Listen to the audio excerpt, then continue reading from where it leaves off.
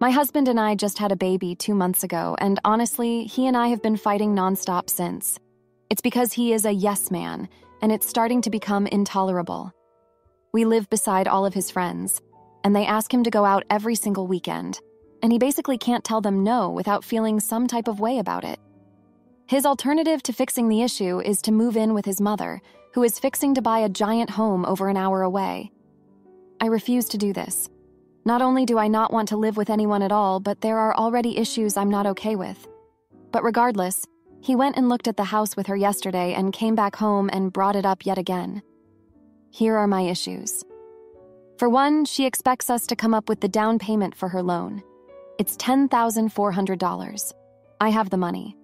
My husband has suggested that we use my savings to put towards the loan. He works full-time, but 80% of his money goes toward our bills. I refuse to give up my financial cushion for anyone. Our name wouldn't be on the loan or the deed to the house, but she has told us that the house would be ours when she passes. I do believe her. She's a lot of things, but a liar isn't one of them. So I know the house would be ours 100%. She expects us to pay half of all the bills, which is $800 more than we pay here.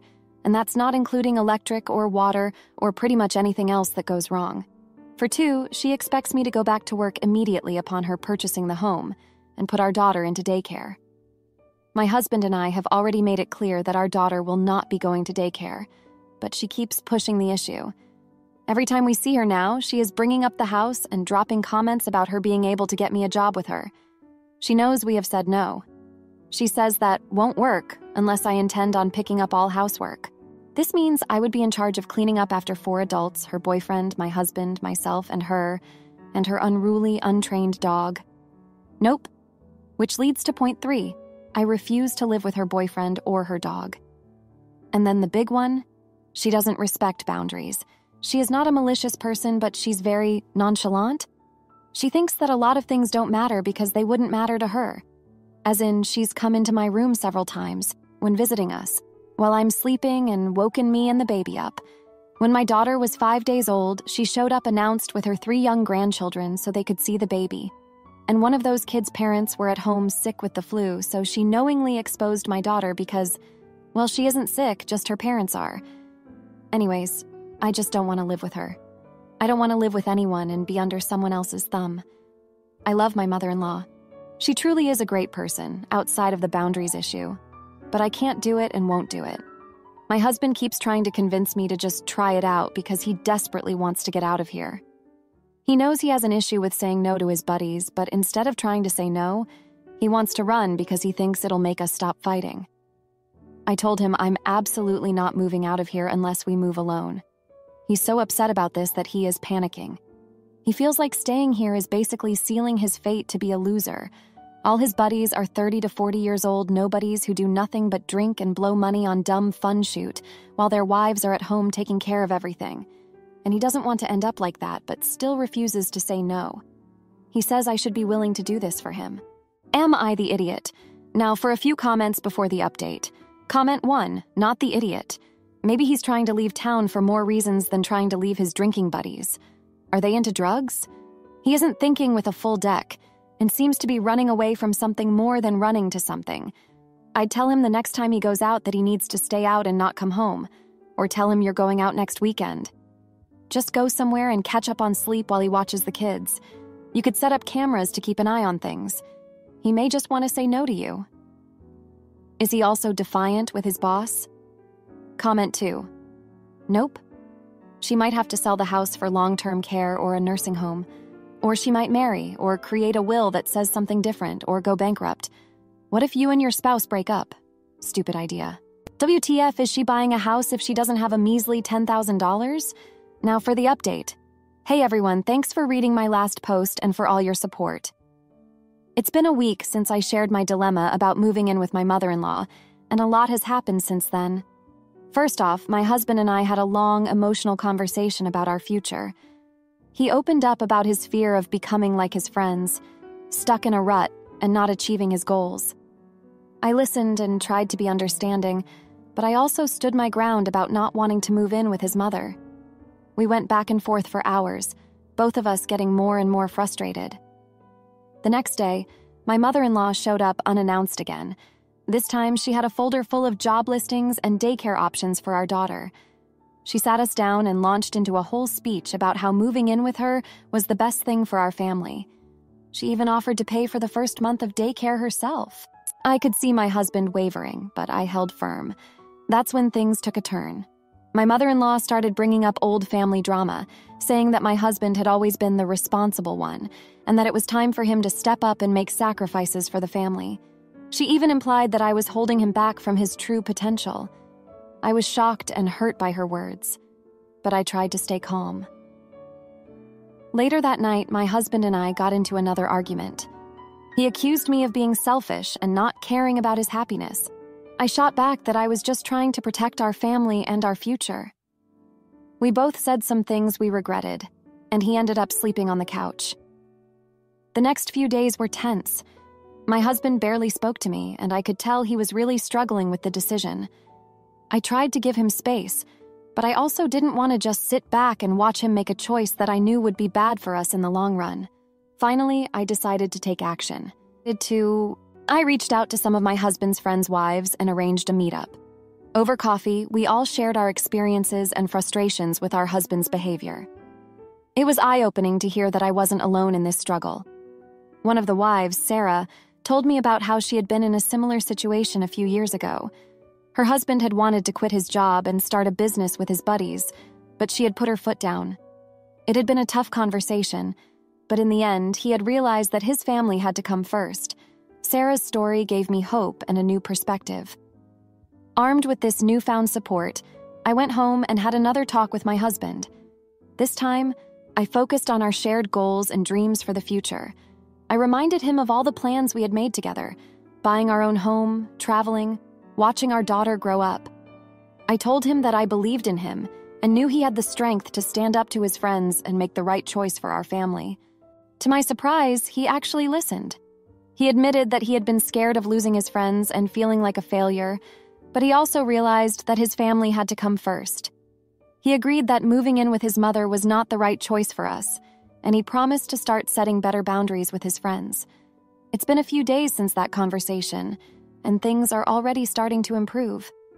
My husband has been more present and engaged with our daughter, and he even turned down a guys' night out in favor of a family movie night. I know we still have a lot of work to do, but I'm hopeful that we're on the right track. Looking back, I realize that this whole situation has forced us to confront some deeper issues in our relationship. It's not just about where we live or who we live with. It's about our priorities, our communication, and our ability to work together as a team.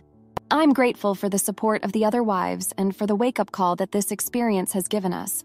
So that's where things stand now. It's been a tough week, but I feel like we're coming out of it stronger and more united than ever. Thanks again for all your advice and encouragement. It really means a lot to me.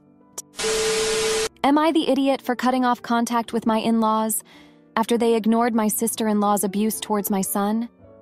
I, 27-year-old female, and my husband, 29-year-old male, have one child together, Jasper, 4-year-old male.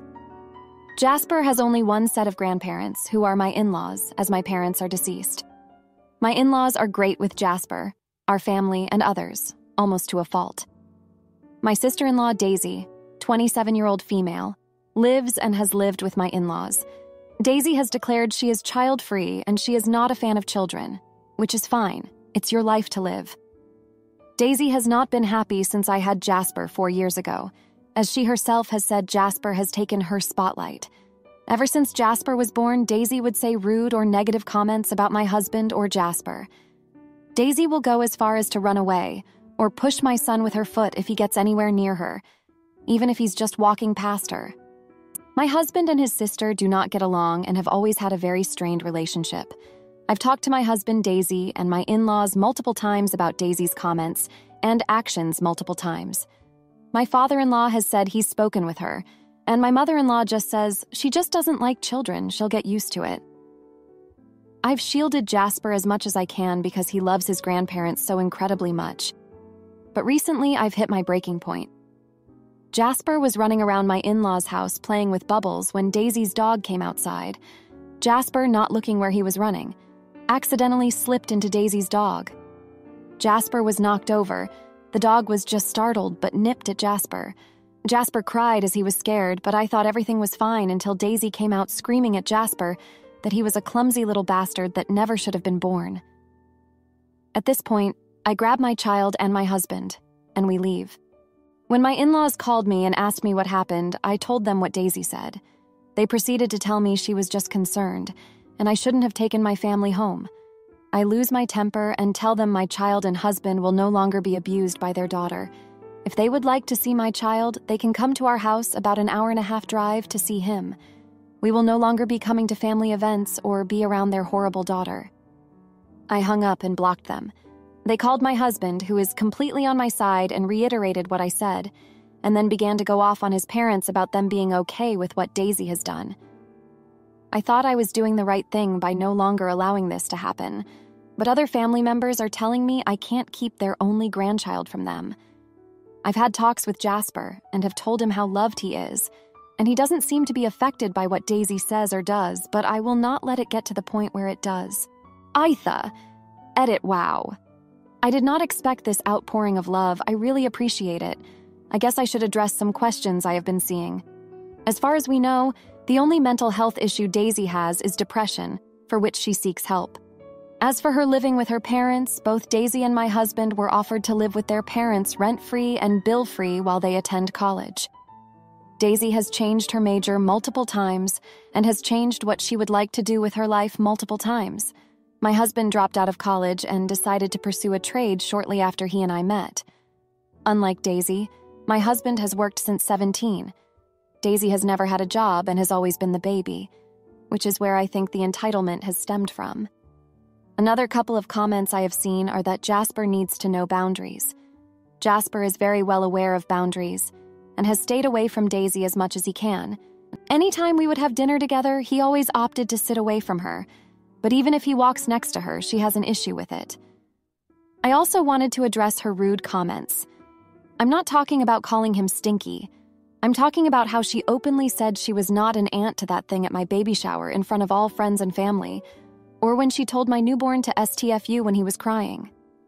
To my father-in-law's credit, he did slap her and threatened to kick her out over that comment. There have been multiple more comments like that, most Jasper has not heard, which I am incredibly grateful for. As for my husband not standing up or making me do the hard part, my husband is usually not around when these comments are made, and I tell him about them after the fact, as I know my husband would lose his cool. My husband is 100% behind this decision and has also talked to his parents about this issue. I know every mother says this about their child, but Jasper is truly a kind-hearted child. He is always willing to share, make friends, and is always concerned about how everyone else is. I couldn't ask for a more well-behaved, kind child, and I am incredibly grateful for this child I have. Now for a few comments before the update. Comment 1. Not the idiot. It's insane that they expect you, the one with a child, to make the 1.5-hour drive so they can see their grandchild.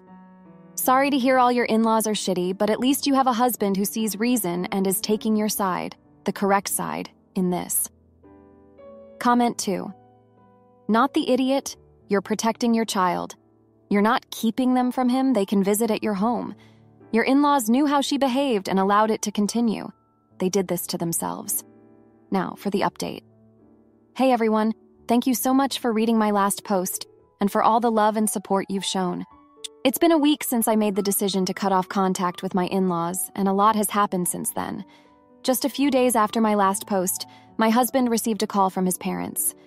They were upset and wanted to talk things out. We agreed to meet with them at a neutral location, hoping to find a resolution. When we arrived, we were surprised to see that Daisy was there too. My husband and I exchanged a look, but we decided to hear them out. My in-laws started by apologizing for not taking our concerns about Daisy's behavior seriously. They admitted that they had been enabling her, and that it was time for a change. Daisy, on the other hand, remained silent and refused to make eye contact with anyone. As the conversation progressed, my father-in-law revealed something that we had never known before. Apparently, Daisy had been struggling with mental health issues for years.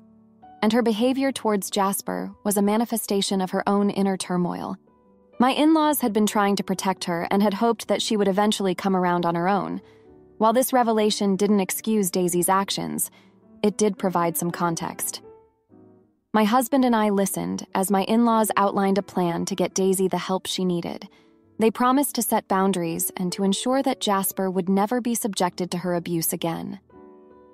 We left the meeting feeling cautiously optimistic. It was a risk to give them another chance, but we believed that it was the right thing to do for Jasper's sake. He loved his grandparents deeply, and we didn't want to deprive him of that relationship. Over the next few days, we saw some positive changes. My in-laws started enforcing boundaries with Daisy and made sure that she was never alone with Jasper. They also encouraged her to seek professional help and offered to support her through the process. Slowly but surely, things started to improve. Daisy began therapy and started making an effort to be more respectful towards Jasper. She even apologized to him for her past behavior, which was a huge step forward. As for Jasper, he seemed to be handling the situation well. We had many conversations with him about what had happened and reassured him that none of it was his fault. He continued to be the kind-hearted, resilient child that he had always been. Looking back, I realized that my own upbringing had a lot to do with how I handled the situation. Growing up without parents, I had always longed for a close-knit family. When I married my husband, I was so excited to be part of his family and to give Jasper the grandparents I never had. I think that's why I put up with Daisy's behavior for so long. I didn't want to risk losing that family connection. But ultimately, I had to put my child's well-being first. It wasn't easy to stand up to my in-laws and to set those boundaries, but it was necessary. And in the end, it turned out to be the catalyst for positive change. Of course, there are still challenges ahead. Daisy's recovery will be an ongoing process, and there may be setbacks along the way. But for now, we are taking things one day at a time and focusing on creating a healthy, loving environment for Jasper. Thank you again for all your support and advice. It means the world to me to know that I'm not alone in this journey. Am I the idiot for refusing to adopt my fiancé's ex's kids even though they're in foster care? Hello, everyone. I, 26-year-old male, and my current fiancé, 25-year-old female, have 2 kids together. A child from her previous relationship who is 5 years old now, and a child that is mine that is 3 years old. I would consider us lower middle class, but we are very happy with how things are going, hence getting married soon. The original father of my oldest, after my fiancé left him more than 4 years ago, fathered 2 more kids with another woman before recently having his kids taken away. CPS is giving him a chance to get his kids back, but it looks like that is not happening. Currently, the kids are staying with an older family member temporarily. I should also note my fiancé was going to be the temporary foster parent of the kids, which she did not inform me of until after she found out that she didn't qualify. Since the father seems to be losing ground and the kids will be relieved from the older family member sooner than later, she proposed starting adoption classes to adopt the 2 kids, and I had to disagree with her. She thinks I'm a jerk for putting up defenses about this. I explained that we don't have a car that supports 4 kids, we have a small house, and we would not really have the money to support 4 kids after buying a new car. I also do not understand her moral obligation to the kids as they are not our kids. I understand they are our eldest half-siblings, but I don't feel like taking away the financial freedom I could provide my kids just because I had to buy a bigger car and pay for 2 more kids. Her side of the story is along those lines. She thinks that in a year, we would be more financially prepared to take on the kids, which to me is guesswork. She also feels that since the kids are our eldest half-siblings, we have an obligation to not let them go into the system after our elderly family member fosters them for a year.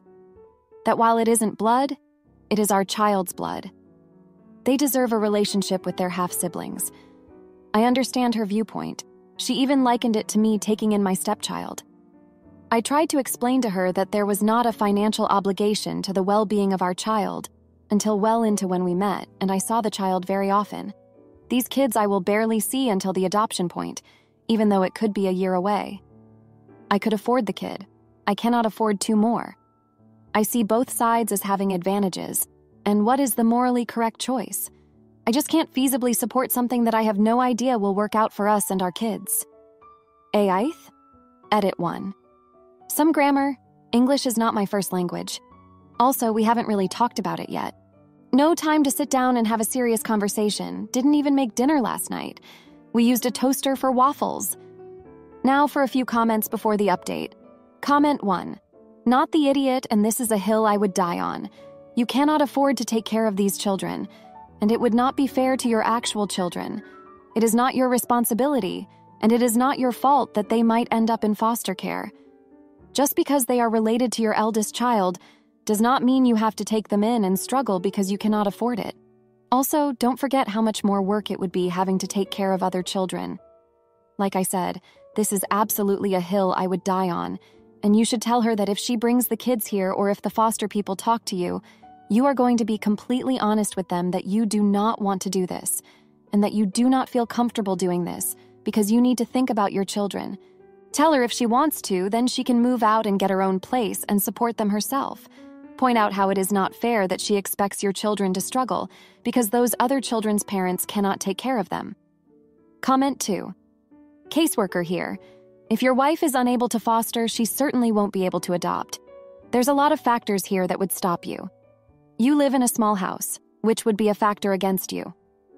Kids in emergency foster placements or being adopted are required to have their own space by law, regardless of being half-related. You will be assessed and interviewed.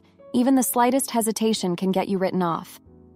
Your finances will be gone through with a fine-tooth comb, and if you don't have the means to support more children, that will come up as a flag. These are off the top of my head without a proper assessment by an external agency. Now for the update. Hey everyone, thanks for all the comments and support on my last post. It's been a wild 3 months since I last updated you all. First off, my fiancé and I finally had that serious conversation about adopting her ex's 2 kids. It was a tough talk, but we both laid out our feelings and concerns. She really emphasized how much it would mean to her to keep the kids in the family and give them a stable home. I get where she's coming from, but I had to be honest about my worries, the financial strain, the lack of space in our house, and the fact that I don't have that same connection to these kids. We went back and forth for a while, trying to find some middle ground.